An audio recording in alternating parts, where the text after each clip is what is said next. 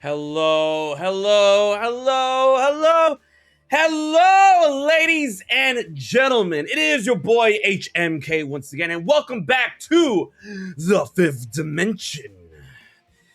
It's the first of the month. It's finally July. You guys already know what's gonna go down. Xenoblade Chronicles 3 releases at the end of the month, and your boy was able to secure a special edition of this heavily anticipated game. We've had Xenoblade Chronicles 1 that came out in 2010. It came out in 2011 in Europe, and it came out in America in 2012. We have Xenoblade Chronicles 2, which came out in 2017. And now we finally have Xenoblade Chronicles 3, which is happening here this year, 2022. And a lot of people are asking, like, oh, is this too soon for Xenoblade Chronicles 3? I understand it's a bit of a shell shock because Nintendo literally had this game in their pocket and was all like, yeah, Xenoblade Chronicles 3, yeah, it's coming out. It's coming out in September. Psych, it's coming out in July. Now, there's a lot to go in when it comes to this game, when it comes to the mysteries of Xenoblade Chronicles 3, especially the biggest mystery, in my opinion, is how this game truly is set to reveal the futures of Xenoblade Chronicles 1 and Xenoblade Chronicles 2. Because that, in my opinion, like, doing something like that is insane. It's truly insane. It's insane in the membrane. Now, we're going to go down memory lane when it comes to Xenoblade Chronicles 1 and Xenoblade Chronicles 2 when it comes to those particular games' endings. So this stream will have some Xenoblade Chronicles spoilers when it comes to 1 and 2, and possibly that of X. But man, oh man, we got theories going on. Let's get it.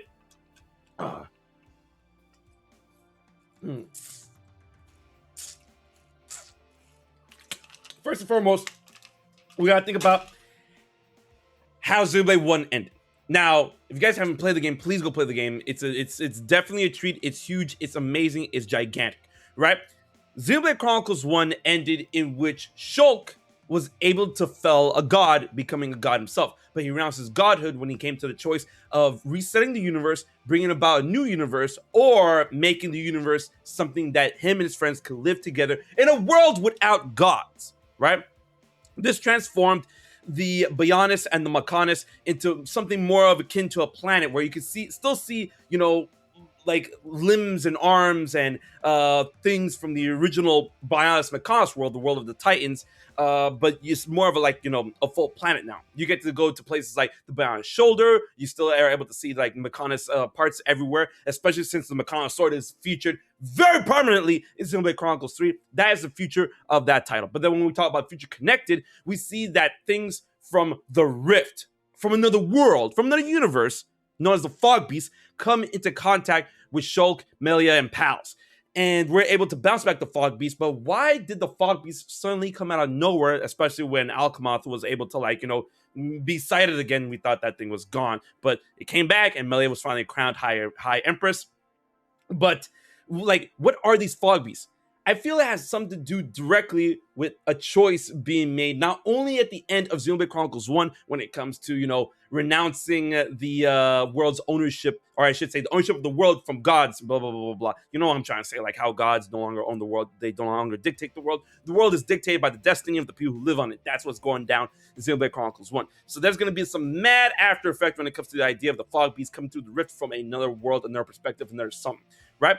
That's one thing to look about, all right? That they're like, think about that. Hold on to that. Like, hold on to that. Just hold on to that, right? Then we have Xenoblade Chronicles 2.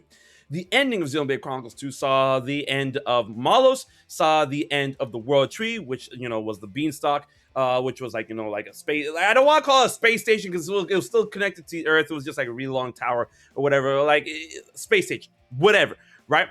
And since that fell due to the death of the architect, which if you guys have been living under a rock, the architect, and we're going to get into that for a little bit, but the architect was able to give Rex, Pyra, Mythra, the crew one final gift, and that gift was seemingly a restored world in which the Cloud Sea parted and dissipated, and it was able to reveal the land under it. Morthra, the Titans came together to make new continents and whatnot. And that's a big deal. So we do know the Titans are still running around and whatnot, especially Uriah, which you gotta think about that because Uriah is once again heavily pictured in Xenoblade Chronicles 3.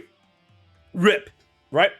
And now we got to talk about the whole future of Xenoblade Chronicles 1, 2, made from the past of the origin of Xenoblade Chronicles 1 and 2 and how this relates to Xenoblade Chronicles 3. All right, trust me, we're going to get to the focus of Xenoblade Chronicles 3, but we need all of this in order to be like a good preface, right?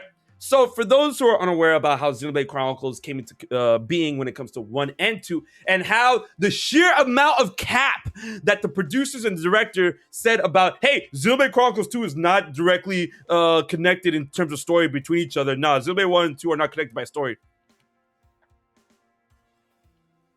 In Xenoblade Chronicles 1, it is revealed at the end of the game, like at the very end, like after you beat the boss, after you beat Zanza and everything, that this world came into being due to a scientist named Klaus, who was very, like, it looked like, Klaus was like very much from Earth, from our, perspective of how we view Earth or whatever. It doesn't matter.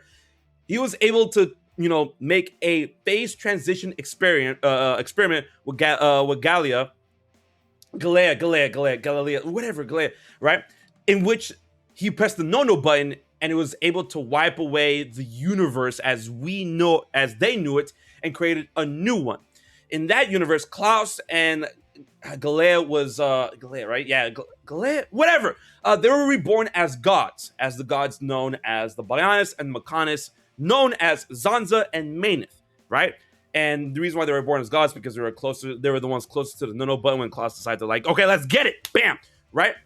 That created that universe and everything going on to it. Okay, sure, fine, cool. Are we ever going to figure out, like, the truth about that? When we first played Xenoblade Chronicles 1, we're like, probably not. Xenoblade Chronicles 2 comes around and we're like, okay, there's a different universe, a different world. Just, it's tied together by familiar themes, familiar battle constructs, music, the team, whatever. It's probably not connected to the story. Go to the final chapter, boy, and thus boy meets girl. We see a planet, and we see the beanstalk, and we're like, wait a minute, no, I've seen this somewhere before. I like Klaus, and we see Klaus and Galilea, whatever the fuck, whatever. You know what I'm talking about, Maneth. I'm just gonna call him Maneth from now on, right?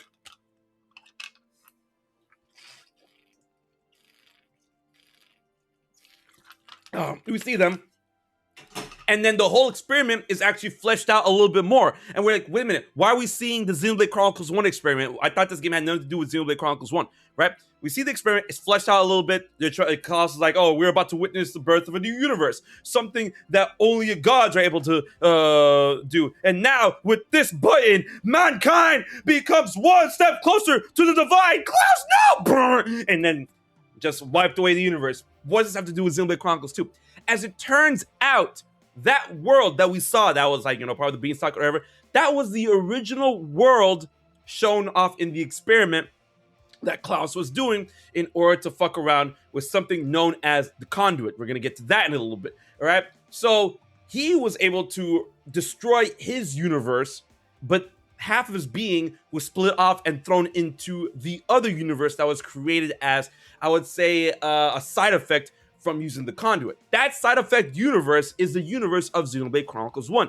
And in half of the architect's body, which turns out to be Klaus, was Zanza, right? So, like, Klaus split off into two entities when he pressed the no button. He split off into Zanza, and he split off into the architect. Zanza, bad. Not always bad, but bad. Architect, good, And then the architect goes into a lot more detail about what happened with this phase transition experiment. All right. The conduit was being, overseen by the Trinity processor. And the Trinity processors was made up of 3 computer cores, which turned out to be Numa, Ontos, and Logos, right?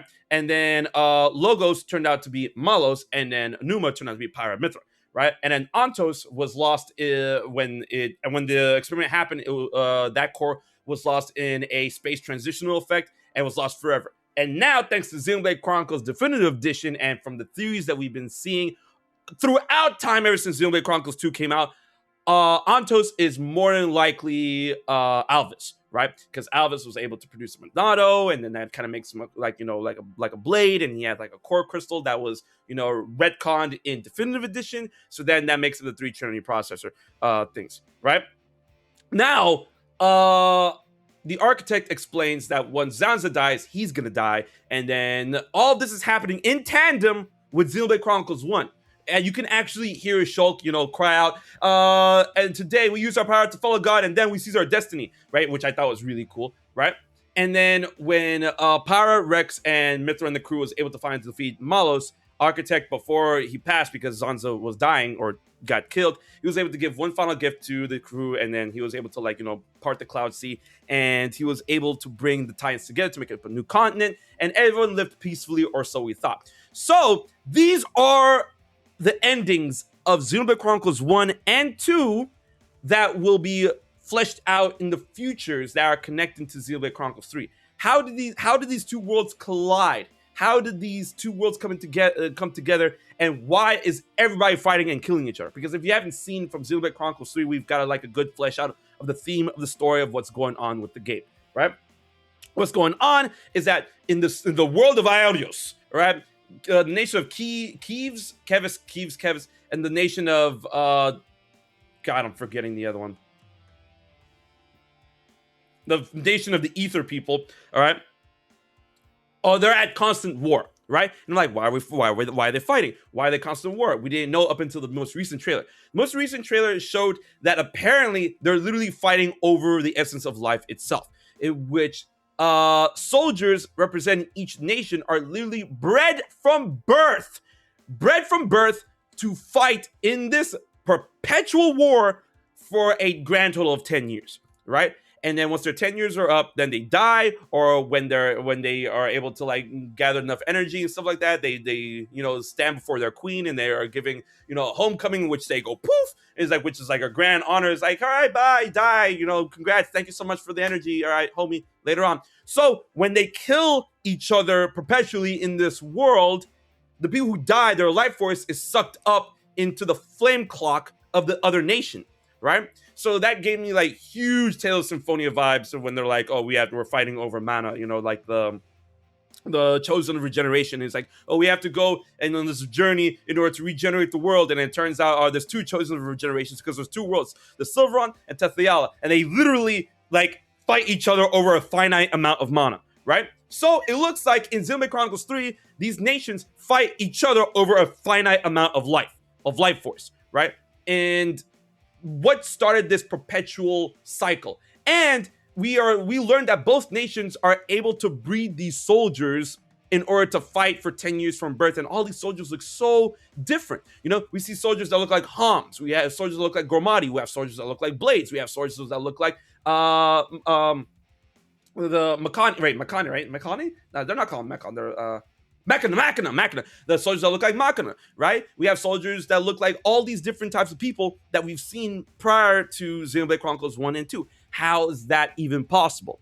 Now, here we go. First theory of the night, right? Xenoblade Chronicles 3 deals with, human experimentation and human reproduction and basically artificial human birthing, right? How are they able to do this and how are they able to, birth all these different types of humans, all these different types of life forms, I should say, right? In Xenoblade Chronicles 2 is explained by the architect that the whole new cycle of life that he created after he decided to fuck everything up was that he created the Cloud Sea. And the Cloud Sea have both regenerative and degenerative properties, in which he was able to tear down assets from the land of Mortha in order to use as, I would say, carbon or any type of molecular material in order to build new life, right? And then he uses the core crystals. He scattered the core crystals, which in reality are literal memories, or I should say data, of all living things that came before the experiment messed up, right? By throwing these data-rich crystals into the Cloud Sea, which has all the materials that they broke down from Mortha or whatever, they were able to start a new cycle of life. These life forms that got birthed from this procedure went on to become Titans. However, Titans still have the data and the memories of the core crystals, which logged in somehow. I don't know how he got the data in the first place, right? That was able to log in the data from humans, from everything we've known, everything they've known in the original universe before Xenoblade Chronicles 1 and 2 was created, right? And in that way, the Titans were able to birth new life, which led to all these life forms, all the enemies, all the things that kind of look like birds, they kind of look like monkeys, they kind of look like dogs, they kind of look like all these things, but they came out in new different ways because, you know, when you try to one-to-one create things, you know, there's always going to be like a little bit of differences between what was before and what's now. So this eventually led to humans being created. This eventually led to Gormati being created, yada, yada, yada. And now we come to the idea of blades. All right. The idea of blades was actually made by the architect as a failsafe, just in case if humans or mankind or life itself decide to go down the, you know, the path that he went down, and like, okay, listen, I do not need another universe to get exploded again. F that, I'm making these blades. These blades were sending data back to 2 of the 3 Trinity processors, which was Numa and Ontos, right? And this memory, all this data was literally experiences, how the terrain was being felt up by the new life forms, everything you could think of under the Tuscan sun, right?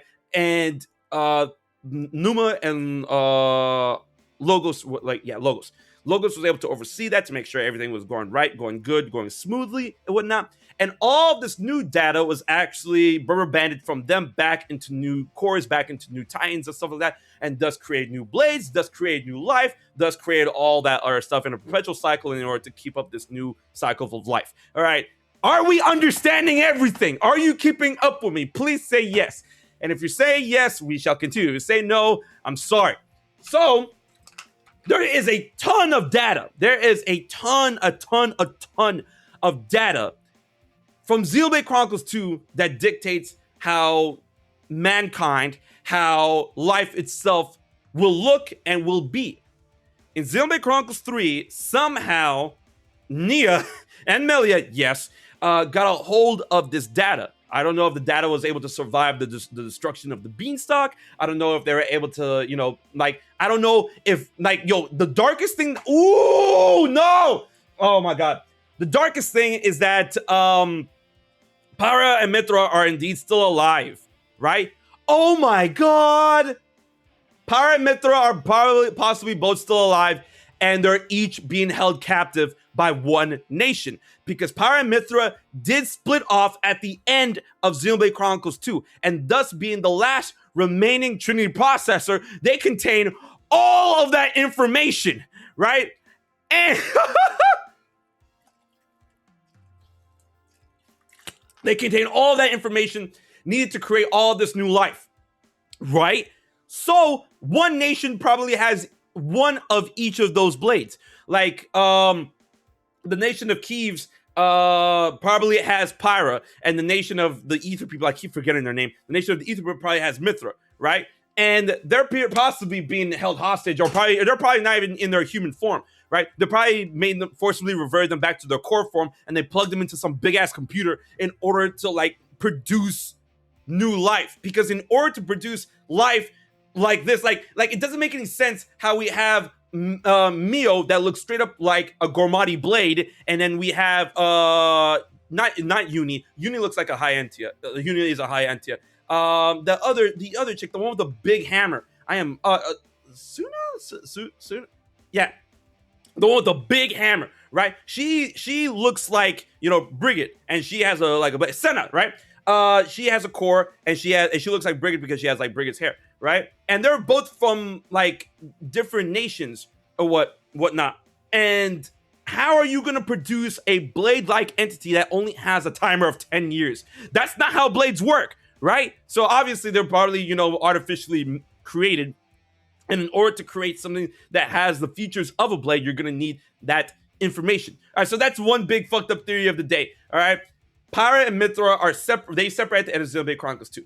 Those two are probably used separately by each nation, held up hostage, either in human form or in like chip form, that are hooked up to some massive supercomputer that is able to read their data and get all the information needed in order to weave together these 10-year clock timer human beings that literally are like everything. Homs, Hyantia,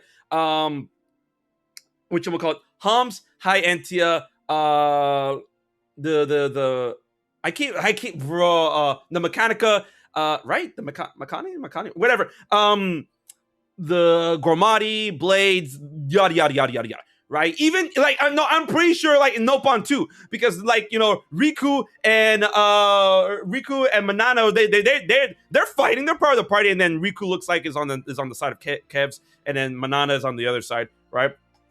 So that's one thing to like think about, right? Damn that no, but then that does not explain how they're able to breed high Entia and Machina looking entities. It explains Gormati, explains Blades, explains Nopons, because they exist in both universes. So how do they have information that is able to log high Entia and Makani? Because we see Uni and God,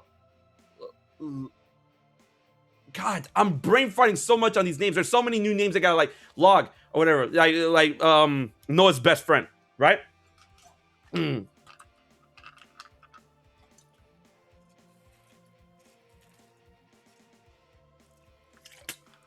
God.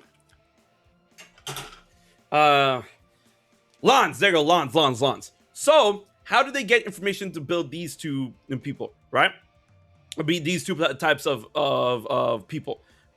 That has to deal with the possibility of maybe having, all this information logged, from the Machina, right? Because the Machina, like, read up on all things and whatnot. And, like, okay, so in that aspect, we're gonna have to think about how they got the idea, or how did they get the data needed for Hyantia and Machina specifically. But the idea of eating each other for continuing the life force, continuing battling over the like finite life force that's on the planet, or depending on the amount of people that are produced, blah blah blah blah blah, and transitioning off from Flame Cloud. That's a concept from Xenoblade Chronicles 1. Right? So, like, Xenoblade Chronicles 2 provided the concept of how they got the data in order to produce all of these people that are constantly fighting, right? The need to fight in order to, like, suck out the life force from the other nation. That is a concept from Xenoblade Chronicles 1, and that deals with the perpetual cycle of destruction and reconstruction, as well as the Bionis constantly needing food from the very things that live on the Bionis, on the Bionis, to keep going with this cycle, like this keep perpetual cycle. Not so much the Machina, but mainly like the Homs, everything that's organic on the Bionis is needed to like be fed to the Bionis, right?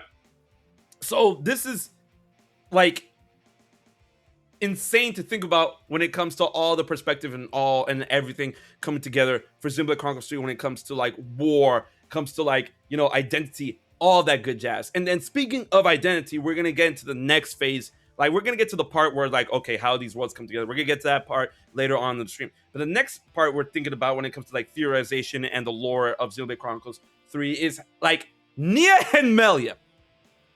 Why exactly are they fighting? Right? How exactly are they like the I would say the queens of their own respective nations? Now, of course, like high Entia, they basically live forever. They live like eons and eons and eons, or they get really, really old, right? And Nia being a flesh eater, right? Because Zeke's is a blade eater, and then Nia is Nia's a flesh eater, right? And Nia being a flesh eater, she was able to live like basically forever, right? So with that idea set in stone, these two are able to outlive basically everybody in Xenoblade Chronicles 1 and 2. So if you're expecting to see people like, oh man, I can't wait to see Rex and Shulk again, they're probably long gone, unless they decide to do some like really, really messed up like Laura aspect when they're trying to restore each of their own beloved, and that's why they're fighting, right? Why are they fighting? Probably to restore each of their own beloved, right? Because as we know, as we've seen in Xenoblade Chronicles 1, Melia and Nia, like memingly so, are always known as like the side chick, or the rejected one when it comes to being the love interest of the main character, Rex and Shulk's respectively. Shulk was really leaning into Fiora. That's very to see, but Melia's like, yo, no, Shulk, no, Shulk, right? Like, she's all up on Shulk or whatnot, and that's Melia, right? Rejected. And then when it comes to Nia and Rex, like, even though like things get a little weird when it comes to the whole perspective of like Rex, like people ship him with Pyra and Mythra, and then like, oh, that's his blade, and then like, like, oh, that's the girl you love and stuff like that. They obviously love each other. Platonic or romantic is yet to be seen, and that's heavily debated. Anyways, they have, like, the case in point is that the connection between that of Pyra, Mythra, and Rex is definitely a lot stronger than Nia. And then Nia's like, but I love you, Shulk. I love you, Rex. And then Rex is like, I love you too. Really? Yeah, I love all y'all. Rejected, right? So, like, leave it to Xenoblade, because it would be a very Xenoblade thing to do, right? Where these two would possibly like lead to a war to try and get enough life force, or try to get enough force needed in order to revive their long lost love. With Nia being Rex and with Melia being Shulk. And that would be like, I could see that coming from a mile away, because I mean, like, that's definitely something we've seen a little bit, like a little tinge of that with the whole idea with Jin and his former driver, as we've seen in Torna, and then we see in Xenoblade Chronicles too. I mean, he didn't really revive her, because there was no way to revive her, because like he ate her in order to become a flesh eater, and that's how he was able to like retain himself. He was able to be a blade outside of a core, and he was able to fight on his own, and blah blah blah blah. But he was able to, like, being an ice blade, he was able to like freeze her, and then it's like, oh, I'm doing this for you, like, whatever. And then he ended up joining the entity that he was actually trying to beat up in Torna, and I'm like, okay, man, and then they became homies. I'm like, okay, man, all right. So that could be a big reason on why they're fighting. Of course, it could get a lot more political than that when it comes to like why they're fighting. It's like, oh no, this is our planet. What are you doing here? No, this is our planet. What are you doing here? When it comes to the whole idea of how the settings of Xenoblade Chronicles 1 and 2 fuse into each other. When we get, parts of the Bionis, the Mechanis sword that is driven into the corpse of Uriah, and then we see Mythra that is like now like super green, and like there's plants, like it's starting to look like near Automata and whatnot. And then we have like areas of both, like, that are very recognizable in both aspects in this big ass seamless world. I mean, you can even see Gaur Plains, and I'm like, hey, look, Gaur Plains, okay, awesome. Oh yeah, neat, right? So we're able to see that. And then it could get to the point like, oh, okay, these two like nations are like fighting over each other in this new rebranded world that's now known as Ionius. It's no longer no longer the world of the Titans. It's no longer what do you call All Rest. It's now Ionius, right? And then these two nations like, no, this belongs to us. This was our planet first. No, this is our planet first. What are you doing here? They fight, and then one nation is ether oriented, one nation is mechanical oriented, and we all know the mechanical oriented is because of the Mechani, the Machina. I keep saying Mechana. Why am I saying it? The Machina, the Mechanis, they're able to like utilize that technology and stuff like that, because there was peace between the Homs and the Machina at the end of Xenoblade Chronicles 1. So of course there's going to be an exchange of information and weaponry and technology. And then we have the other nation. Please God, guys, what is that other nation's name? I am brain farting. I'm like, Kevs, whatever. The other nation, the ether-oriented nation, and we all know why it's ether-oriented, because blades, and that comes from Xenoblade Chronicles 2, which dealt more with energy, which dealt more with Agnes. Thank you. Agnes, where they're able to deal with blades, deal with elements, deal with energy, like as a whole. And ether is basically energy. I mean, ether and elements exist in both universes, and machines exist in both universes, but like obviously Xenoblade Chronicles 1 is more inclined to be machines, and then Xenoblade Chronicles 2 is more inclined to be energy or whatnot. So now these two ways of life, these two walks of life, are able to fight. And it's so funny how despite these two nations being very different in terms of how they carry themselves, in terms of how they dress, in terms of how they fight, they both share a good amount of concepts, which is the Offseers. Like the fact that both nations have Offseers that happen to play flutes in order to like mourn the loss of the fallen, and then like see them off because they weren't able to come home to a homecoming, right? They both have homecomings. They both have these giant flame clocks, Like, there is something behind the scenes that's tying these two factions together in terms of what they have and what they do, right? Obviously, there's going to be some sort of like fly in the ear of like both of these nations when it comes to Melia and Nia, which led to all this fighting. But I want to know what like that's all about when it comes to the idea of how these worlds come together. And now we come to the idea, and now we come to the theory of how these worlds come together, right? How exactly? There are hints from both the endings of Xenoblade Chronicles 1 and Xenoblade Chronicles 2 that literally, put the idea that these two worlds eventually convene, right? Especially if we're considering future connected, right? So, once again, the end of Xenoblade Chronicles 1, Shulk was able to create a world without gods, right? A world without gods that are able to like not, oversee everything. And when you have a world without gods, there are going to be consequences when it comes to those that are living on the planet that don't have godly power or godly providence, as Alvis would, put it so lightly. And then where's Alvis, right? Is Alvis part of that deal or not? Because the last time we saw Alvis is when, Fiora and Shulk were remembering Alvis's worlds. And it's like, oh, I am very excited to see, this grand, ever-expanding universe where all new walks of life shall be created. And this is the world you created, Shulk, or whatever, blah, blah, blah, right? And then we come to the Fog Beasts that are able to, come through the rifts of literal other universes, right? Shulk defeated the Fog Beast and the Fog King, but that didn't mean that threat is down and over with, right? There's nothing stopping the possibility of other universes, crashing into the universe of Xenoblade Chronicles 1 now that gods no longer exist, right? And the whole idea that Xenoblade Chronicles 1's world is literally tied to the back of the world in Xenoblade Chronicles 2, right? And then with the architect at the end of Xenoblade Chronicles 2, parting the Cloud Sea and allowing everything to finally dissipate and whatnot, it seemed that, in my opinion, the architect retained a lot of more original power when it comes to what the conduit was able to do, in terms of, comparing himself to Zanza. Zanza was able to do a lot, especially when he had the Monado, and then he was able to restart the universe, but he was missing a lot of the technological, advances and the technological stuff he had when he was Klaus. The architect has access to all of that, right? So, with that being said, I mean, of course, the Beanstalk Tower, it falls and everything, but he was able to activate something that, part of the Cloud Sea, and was able to, split Pyra and Mythra into separate cores, into separate blades, into separate people.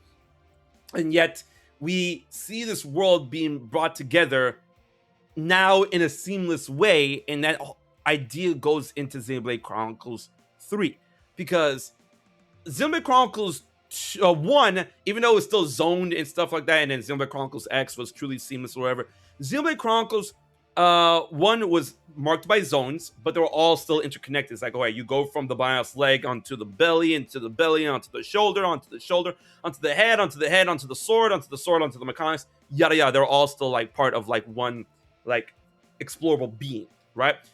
In Xenoblade Chronicles 2, you had to go from Titan to Titan. You had to literally travel from Titan to Titan, on the back of either Titan ships, or when you're using Grandpa or whatever. Bringing those Titans together now make them tied to the landmass of either Morthia or Morthra, or everything else, right? And now that probably explains why everything is seamless now, but that still isn't enough if we're going to incorporate everything that we've seen in Xenoblade Chronicles 1 in terms of its own landmass, right? So with the architect, giving that final gift, it could, finally unlock the potential that's the potential, it unlocked the potential combining of these two worlds by tearing down whatever walls that separate the two, right? And since Xenoblade Chronicles 1 Future Connected is a year after Xenoblade Chronicles 1, and that the endings of 1 and 2 literally coincide next to each other, it could be very possible that we are seeing the effects of what happened in Xenoblade Chronicles 2 at the ending, when in terms of, the architect finally, bringing down everything. And by the way, the architect being split off into a mass of a black void, that's very reminiscent to how Fog Beasts are able to come into contact, into the world of Xenoblade Chronicles 1 through the Bionic Shoulder and Future Connected. I'm just saying, right? So without, I would say, higher beings, because the higher beings are like straight up gone in Xenoblade Chronicles 1 and Xenoblade Chronicles 2. Zanza, Maneth, gone. The world is recreated without gods. Architect, gone. Dead, buried. There's like no gods to begin with in Xenoblade Chronicles 2, right? So nothing is stopping other forces from combining these two worlds together, especially if the conduit decide to wake up again. And that's the thing. If the conduit were to wake up again, there is nothing like stopping, this merging of worlds and stuff like that. There is no Trinity processor. There is no cores to like stop them. There's no more Klaus to look over something like this experiment or whatnot. And that's probably why the Trinity processor decided to chill. Because the Trinity processor, if you guys don't know, is literally a gateway to infinite worlds, as explained in both Xenoblade Chronicles 1 and Xenoblade Chronicles 2. Xenoblade Chronicles 2 fleshes out that the conduit is able to, tear down the walls between these infinitely amassing universes and worlds that all are alongside each other, but unaware of each other.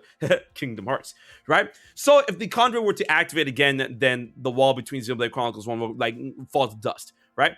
And there's nothing to stop it since, the elimination of all gods at the end of Xenoblade Chronicles 1 and 2, that's something to consider.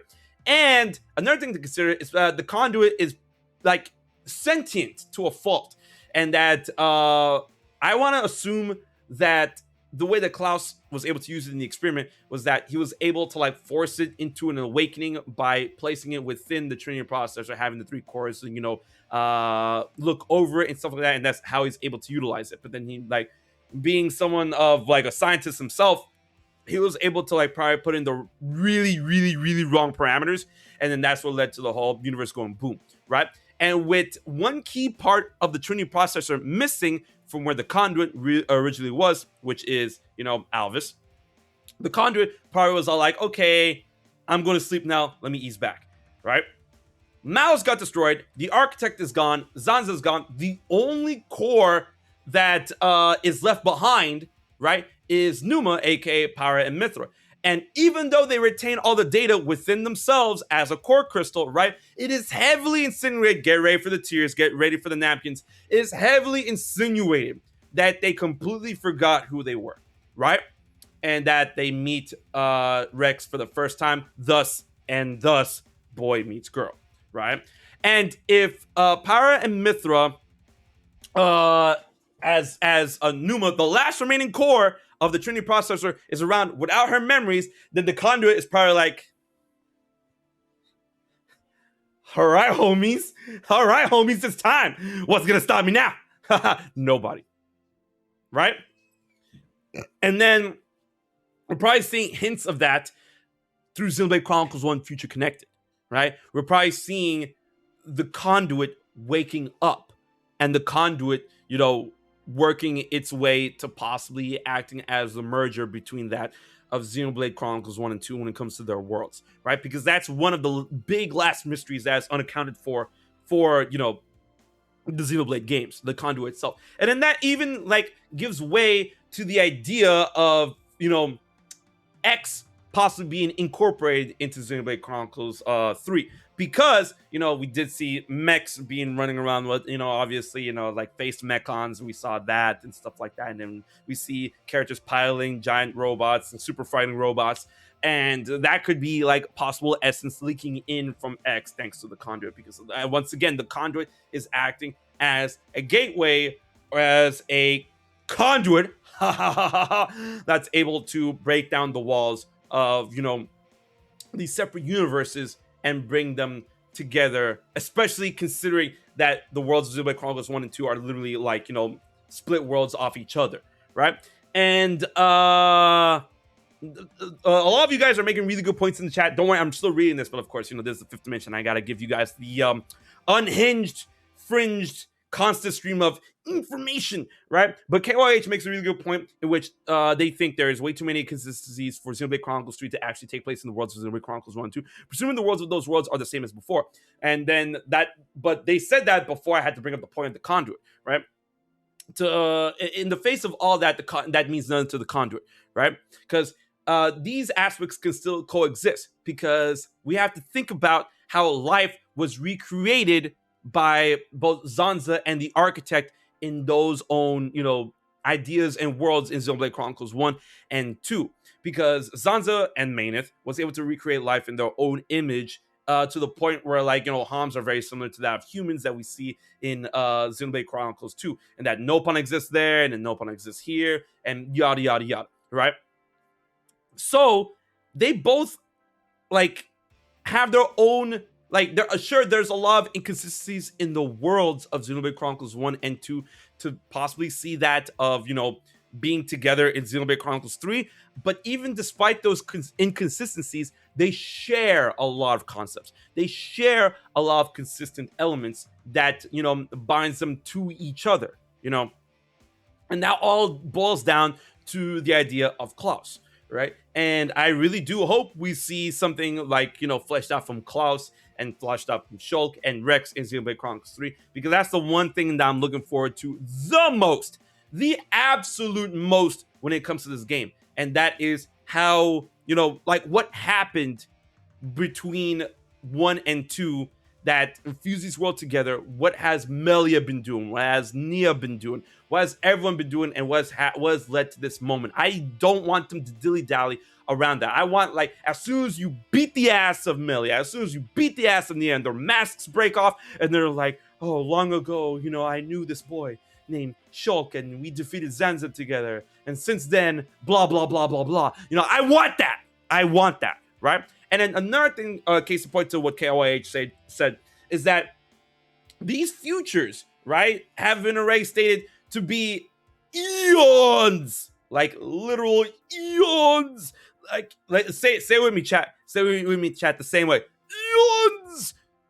Eons, eons ahead of both Xenoblade Chronicles 1 and 2, right?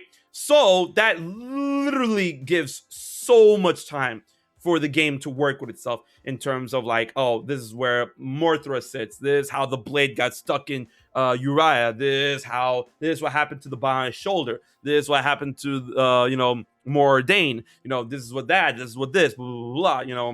Moradane tripped on a rock, and then now it's gone. And it fell on the horn of the Bionis, and now that's why you see an oasis in a desert. Because you get it, because the top of the Bahamas head had the sea, and that's water, and then Moradane is mostly desert, but then you see the desert, and it's Mimi, look, there's water. Get it? Get it?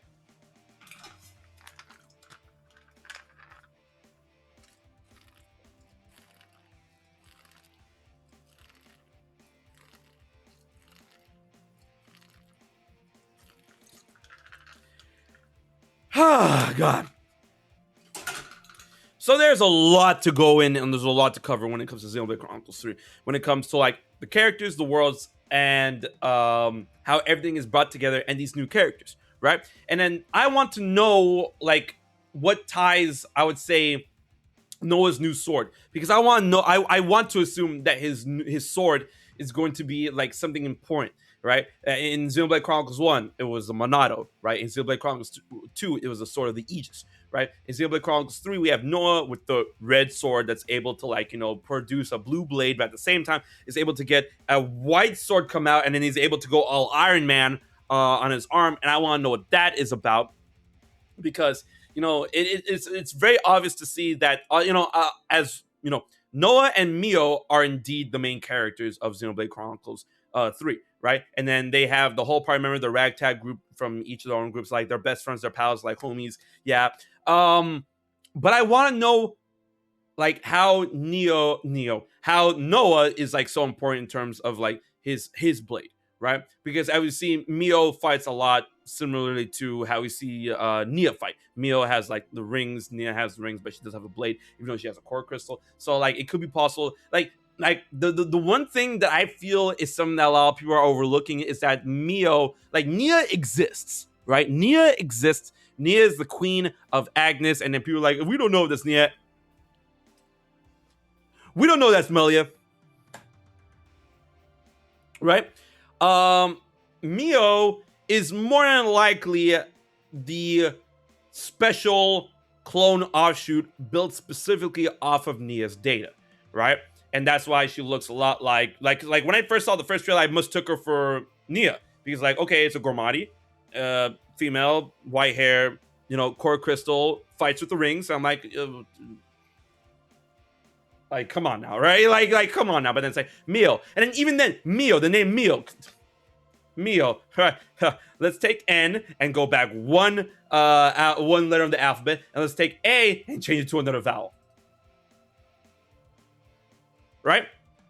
So, Mio is more likely something special in her own right because I feel that she's she's really built from the specific data of Nia, right? But if Nia was a little bit older, ready for combat, in her prime, yada yada yada, right? And then Noah. I don't want to assume if Noah is built from the data of Shulk because obviously Noah looks a lot different from Shulk, but I mean carries the same blade. So that literally begs the question on the whole idea of blades and the whole idea of life, which is going into the final aspect theory of this stream, in which it bounced back and rubber bands from the first theory that we had on the stream, in which Xenoblade Chronicles 3 in the way of life of the terms of the nation of Agnes, right? If we're going to disregard the first theory, but I really like that theory in which each nation has their own aegis. Whereas all right, the nation of Kiev has Pyra, and the nation of Agnes has Mythra, and they're mine, you, right? Let's disregard that for just a second, right? It is stated within that of Xenoblade Chronicles 3 that a blade this time around is the manifestation of a person's personality, their will, what is representative of themselves manifests themselves as a blade, kind of like stands, but just weaponries, right? So with that case in point, with Noah producing a blade that's obviously reminiscent of the Monado and the Sword of the Aegis and whatnot, Xenoblade Chronicles 1 and 2, I'm possibly assuming that since the nation of Agnes, more ether-oriented, more energy-oriented, more life-oriented, is literally using Pyra and Mythra, both of them, as their own, I would say, conduit to produce life in their own way, specifically making life through ether, right? Through energy itself. That's how they produce their soldiers, and that's why their soldiers look like blades, and that's why their soldiers look like this, and blah, blah, blah, and they're able to produce blades, from the essence of blades itself. While the nation of Kevis or whatever, is using another different conduit, a different type of conduit, possibly that of the Monado, the new Monado that Shulk built, and then how does that have all this information? God knows how. They'll probably explain that later, or whatever, or maybe even Shulk's brain, right? Shulk's essence, Shulk's essence within that new Monado, because Shulk was the new god and still has the essence of Klaus within him, because Shulk is, a Klaus clone, basically. So they're using Shulk's essence within that of the Monado, and then they're using that idea, put in the computer, whatever, to create blades, not blades as in blades from Xenoblade Chronicles 2, blades as in people that, they basically create the blades firsthand, the whole reverse concept. That's what I'm saying. They produce blades that then are, reflective of humans that, form afterwards or before or whatever. They just build humans basing off the idea of the blade that they're going to wield, right? So in the nation of Agnes, they produce people based on data of ether, right? And then in the nation of Kevs, they produce people based on the information and data of weapons, right? So basically they see a blueprint of Noah's weapon, and they're like, okay, so this is the weapon coming into being, right? So this human is now going to be grafted to utilize this weapon the best, right? So then that's Noah. And then we have someone like Lons that obviously looks like a Machina, right? That has this big ass sword, like this big ass shield gun thingy, whatever. That, like, when it was his turn to be made, like the schematics came out and like, oh, this weapon being made. All right. So now the person wielding this, Lons, is gonna be a Machina, give him these features, strong muscles, big dude. All right, got it. Damn. Being made, put into the easy bake oven, produces that human. You get what I'm trying to get? Right. Get what I'm trying to get at, and then this would definitely go in line with the data. Oh my god, I can't believe I forgot about that. This would actually, that idea would actually make a lot of sense, considering that the Machina had a ton of data of how to transform humans into Machina in order to pilot face Mechon, right? They have all that data somewhere, and then Kevs and Melia was able to get that data, and oh, there it is, that's it, there it is. So the nation of Kevs gets the data from the Machina, from the Machina, in which they're able to know human and Machina physiology in order to make them pilot Face Mechon in Xenoblade Chronicles 1, and then they get the data from the Monado, from Shulk, in order to produce some weapons, and that's how they do it, right? And then the Nation of Agnes, they literally go to Pyra and Mythra, because they contain all the data from all life forms since the beginning of time, and then they use them to create life, and that's why they come out looking like Gormati, they come out looking like Blades, they come out looking like humans, and that's how they're able to produce space, and that's why they're ether-oriented, and that's why Kevs is mechanically oriented. Xenoblade Chronicles 3, everyone.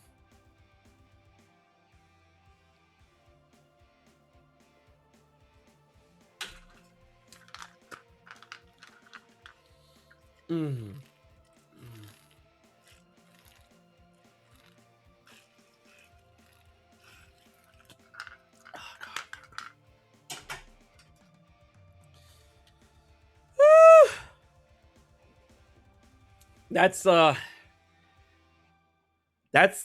gonna be crazy. So at the end of the day, Xenoblade Chronicles 3 is going to be an incredible journey when it comes to how these games are going to explain how these nations, these wars, this perpetual war come to contact from something that literally, like, Xenoblade Chronicles 1 and 2 ended on the most peaceful notes in video games I've ever seen when it comes to RPGs, when it comes to anime as fuck RPGs, right? So, like, both of these endings ended up so peacefully. How did we get to the point where now we're facing one of the most bloodiest war concepts in Xenoblade? No, trust me, Xenogears and Xenosagas get worse. They're like 1,000 times worse, right? But Xenoblade, like, in terms of Xenoblade, this is a high bar, right? How do we get from point A to point Z? Like, that's what I want to know, and that's like part of the journey itself. Especially since, these two nations, when it comes to these two units, like Noah's units and Mio's units, they come together after they're, being hunted by both, right? And then we haven't even touched the idea of Ouroboros, where Ouroboros, it fuses two people together, especially when you consider that they're fusing a person from Kiev and a person from Agnes together. Xenoblade Chronicles 1 and 2, they're fusing them together in order to make these big, like, super fighting Power Ranger tokusatsu looking things, whatever. And that's a whole spiel that we haven't even touched upon or whatnot. But that really makes you wonder, like, these nations, like I said, KYH from the beginning, these nations, these people, these essences, these worlds are indeed compatible to each other because they used to be one and the same. And that is the whole concept of Ouroboros when it comes to, like, bringing, like, someone from Xenoblade Chronicles 2 and someone from Xenoblade Chronicles 3, Xenoblade Chronicles 2 and 1 together because they are compatible, right? And then you can see on the box art for Xenoblade Chronicles, certain arts of Xenoblade Chronicles 3, where you see Ouroboros, the concept of Ouroboros itself with the snake eating its tail, and then thus representing the concept of infinity, right? And with these infinite possibilities, and then, like, even though you see the symbol of infinity, because that's what Ouroboros is, right? But this concept of infinity and this perpetually fighting war between that of Agnes and Kiev, that is honestly part of the bigger mysteries, one of the bigger secrets when it comes to the overall idea of Xenoblade Chronicles 3, right? And if you guys have not played Xenoblade Chronicles 1 and Xenoblade Chronicles 2, I really, really, really do recommend playing those games. You have less than a month. There are big games, but I'm pretty sure you can power through them.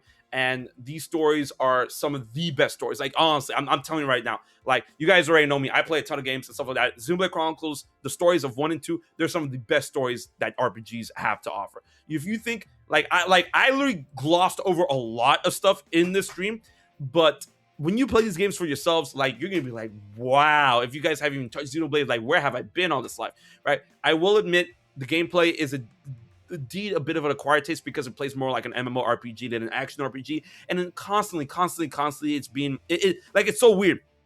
It constantly gets marketed as an action RPG, and then when you think action RPG, you think Kingdom Hearts, you think Tales, and you think, Kingdom Hearts. But Xenoblade doesn't play like that. It plays like an MMORPG. Granted, it is action based in terms of, like, you have to log in commands, and it is in real time, but it plays more like an MMORPG than it does like an action RPG. And I'm telling you, it does get a little bit of, like, it takes a little bit of getting used to if you've never played or never been into those type of games. But I'm telling you, Xenoblade Chronicles 1 and 2, when you play those games and when they open up, man, do they open up. Like, it's quite spicy. And from all of what we've seen with Xenoblade Chronicles 3 in terms of gameplay, I am incredibly excited.